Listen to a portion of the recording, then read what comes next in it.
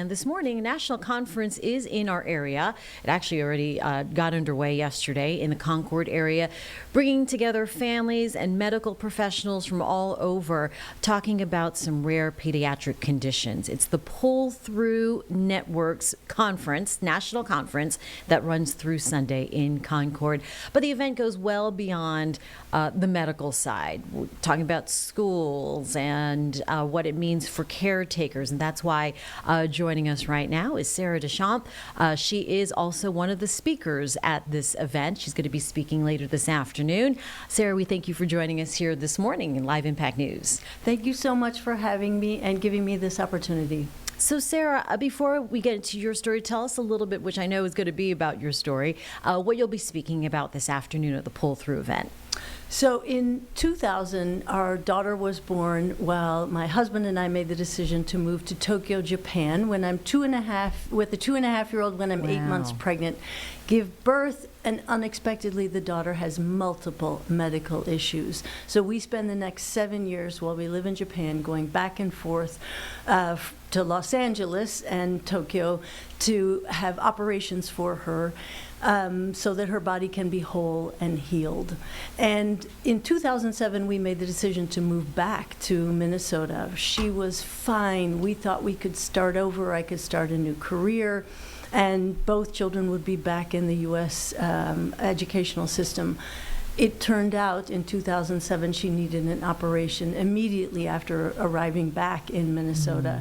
And so what happened then is why I wrote the second book, and that is about the impact that medical trauma has on your mental health and what that looks and feels like. And it's somewhat of a cautionary tale about how difficult it is to have so much time in hospitals and how the focus is on your child and it becomes isolating, so that you then have to focus on that instead of on yourself. We know that here in North Carolina, more than 2 million folks are caregivers. That's about 27% of our state, an incredible number. Why do you think so few people talk about the toll the caregiver takes on when it comes to your physical and mental health? In my case, because my entire life was focused on saving my daughter's life. I would have done, and still to this day, our daughter's 26, anything to give her the best possible chance at a wonderful life. I'm guessing that's the same case for so many people. It's confusing to talk about. There's a lot of medical terms involved in it when you discuss it, and just in passing to talk to people, it's hard to explain. So a lot of us just keep it to ourselves, which causes a lot of harm to ourselves. So you and your family were eventually diagnosed with PTSD for yourself, Caretaker PTSD, which I did not know that was a term, and then your daughter Lily, medical PTSD. Talk to us, explain the difference, if you would, and what that meant in having that diagnosis. Yes, for my daughter, because of the condition that she had, it made it complicated to go on overnights, to go on play dates, to spend time with kids after school, because every evening she had a medical procedure that she had to do, even when she was whole and healed. So it meant no time with other people, the way in which a normal child would be allowed to be. In my case, it meant that I simply spent my time focusing on her, and it means that you have no opportunity to be able to engage in what would be a normal activity in life. Yeah. Did you notice the warning signs, and how did you know that it was becoming more serious? In my case, the focus was so strong on my daughter that I withdrew from friends, and there was a very low point that happened, and that was that my husband and I drifted apart so much that we ended up getting a divorce. And that then finally led me to get help. I went to see a therapist who helped me to understand that I was in trouble and how she could help me. I went to see a psychiatrist because medication could help to be able to get my head above water. And ultimately, the psychiatrist said, tell people. Explain to your friends and family. Stop being afraid that they won't understand, and go out of your way to be able to talk about it. In the case of my daughter, she ultimately found friends, and she found music, and she found an opportunity to connect with people and to realize through therapy also that there's a way to be able to live your life and move on. It doesn't look like everyone else's, but it's her life. And in the case of me, it's my life, and it's our new reality. And it works. And we're both healthy and happy at this point. That's good to hear. And you have released your memoir with Lily's Blessing. Why now? The hard part of writing a memoir is to know, when do you put the book out? Because in this case, we're both still living. We're both doing fine. There's no exclamation point at the end to say, this is what's going to happen to us. The reason Lily said now, and she said, Mom, you have to write this book, is because she feels good. And she wants people to know who struggle with post-traumatic stress disorder that there is a way out, and there are ways to find people to talk to and to be able to feel comfortable for yourself. Even though you live with this condition, there are ways to be able to find a new normal. It sounds like you had to hit rock bottom and walk through complete darkness.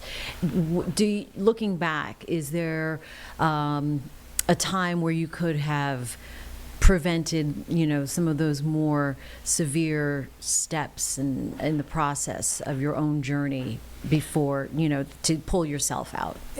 This afternoon, I'm going to give a presentation at the Pull Through Network conference, and one of the first things I say in my presentation is, I'm a cautionary tale.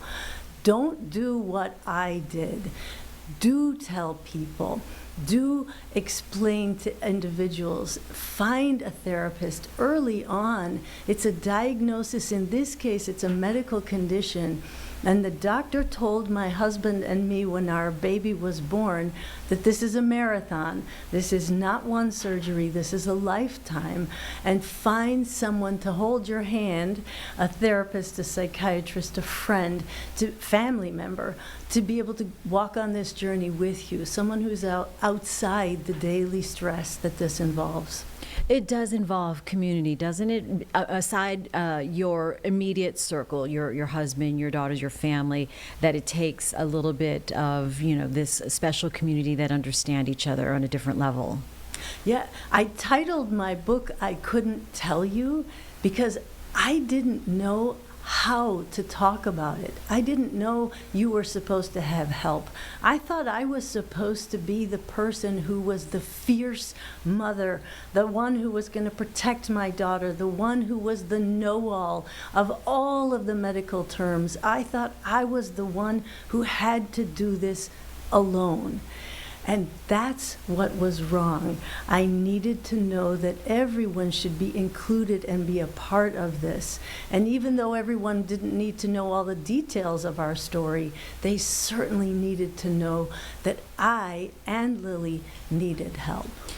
And so when you're in it, though, and you are the strong, the fiercest, the queen handling your business and Lily's care, how do you ask for help? So it was, in the book I describe, it was actually my psychiatrist who finally said very plainly to me, Sarah, you feel better now, but Lily can still have issues. You need to get help. You have to ask a friend. And she helped me, and I describe in great detail in the book what that was like, the courage it took for me to actually talk about everything I had been through. So tell us about the book again, and where can people find it? Well, one of the exciting things I want to say, and that I will start my presentation about this afternoon, is to say there is a happy ending. So my husband and I reconnected, and he and I ended up getting remarried. So there are good things, and there are positive ways this can happen. The book is called I Couldn't Tell You, and you can find it on any online place. Okay. SarahDechamps.com through my website is another way. All right, fantastic. We love the happy ending as well. Fred is here in our studio right now, joining from the sidelines and just watching on. But we appreciate your time, Sarah. Thank you for joining us and sharing your story and experience, and hopefully it can help those who are also kind of walking a similar journey as you did and are. Thank you so much for this opportunity.